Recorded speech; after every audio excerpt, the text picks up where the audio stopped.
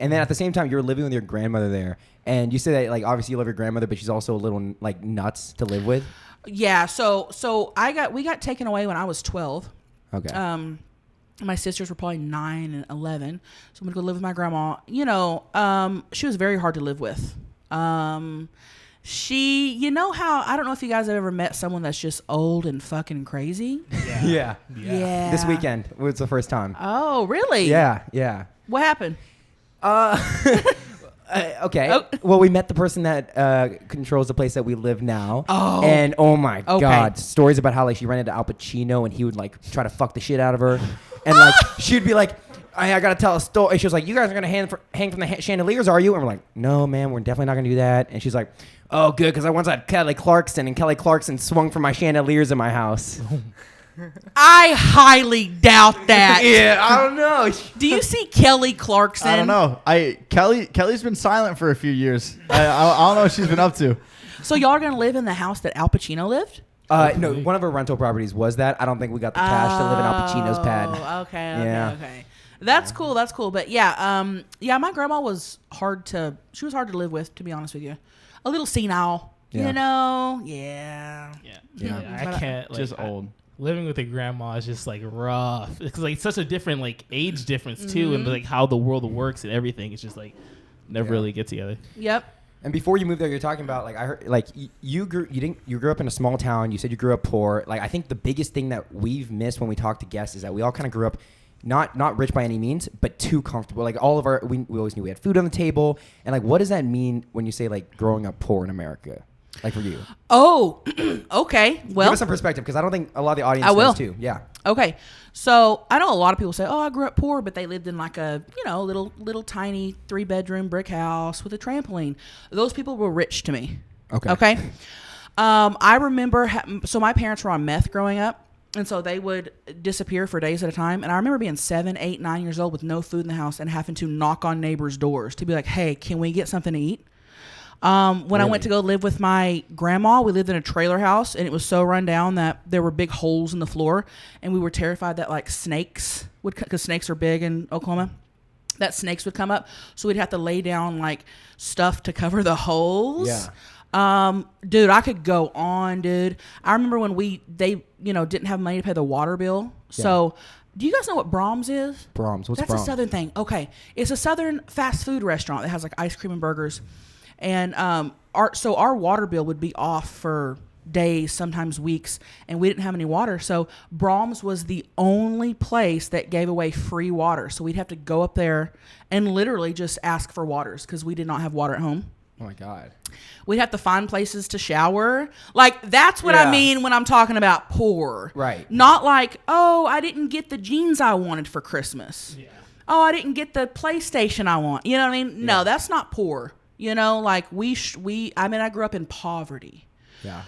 So the fact that I live the life that I live now is insane to me. And I'm not rich, but I make more money than I ever have before. And the fact that I can pay my bills without thinking, I'm not going to have money, it's insane to me. Just what a huge blessing, Wow. Like people take that for granted, dude. There are kids that literally bitch about having an iPhone 7 and they're 15 years old. And I need an iPhone 10. Ha. Yeah. Ha. So my nieces live with me. They're 8 and 10. Okay. And I could give them, but their mother lives with me as well. So I help raise them. And, I could give them everything they want. But do I? No. Yeah. No. I think just from the childhood I had, I don't want them to be brats. So that's a whole other issue. And yeah. So. What about school lunch? Like, did you have to do nothing's? I've heard some crazy stories, and I think you've talked about it on a different podcast. Like having to get the free lunch at school is sometimes like a little. It's like it's hard to do sometimes. You know what I'm saying? No, we had free lunch. Okay, but I'm saying like having to show the ticket every time you go to the front. Not me, because I feel like where I grew up, so many people were poor, so it wasn't just me. It wasn't like nobody else had it, it was just me. It was like 90% of the class had it. So I think that's where I lucked out with not being embarrassed and not being, you know what I mean? Like, so it was like everybody was poor, so that wasn't an issue. How'd you come out so funny? You know what I'm saying? Like it sounds like you sound like you have to steal like breaking the ice cream, and I know it's like funny now, but back then I'm sure it's a little bit more like I need to eat. Yeah, dude, I don't know. I think we moved around a lot as kids. Like I think kindergarten through 7th grade, I went to 10 different elementary schools. Wow. So I was always the new kid. I was always, the outsider. I was a constant. And I think around, I would say looking back, and I didn't realize this at the time, but looking back around 5th grade, I feel like I had to be funny because, all the kids already knew each other. Mm-hmm. They already had friendships. I couldn't come in just a normal, quiet, to make friends, I kind of had to force myself to come out of my shell. Yeah, you just got to make yourself stand out a little bit. Exactly. Right? Yeah. Exactly. And I think that's where it started, So cracking jokes and yeah.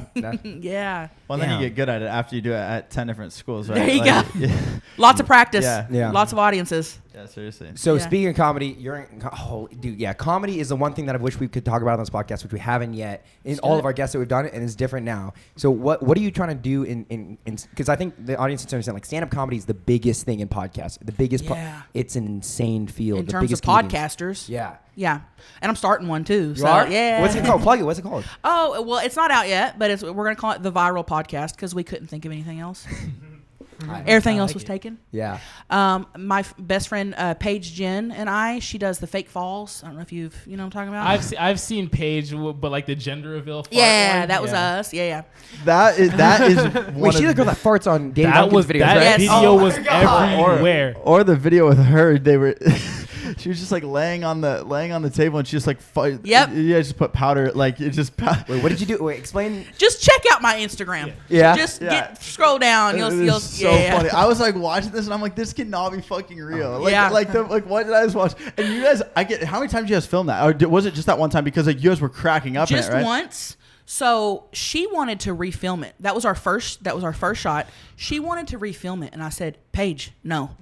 No, we're going with the outtake of us laughing because it's gonna be It's gonna be funnier than you know what I mean. But yeah, we're starting a podcast and we're not gonna have guests on. It's gonna be more of like people will call in and leave voicemails and ask us advice. Yeah, that's a new take. That's questions. That's an older take, but new. Yeah, it's like the radio show kind of, but bringing it to podcast. Ask us questions, advice. Hey, what's your thoughts on this? What's your opinion on this?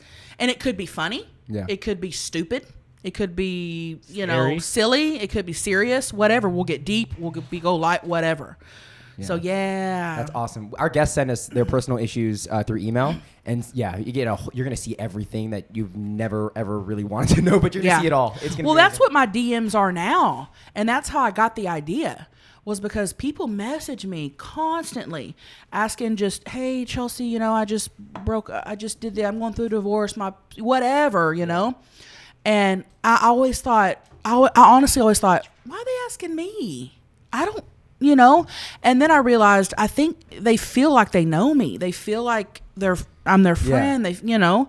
And so people have been asking me to do a podcast for like 2 years, and I kept saying, no, I don't know.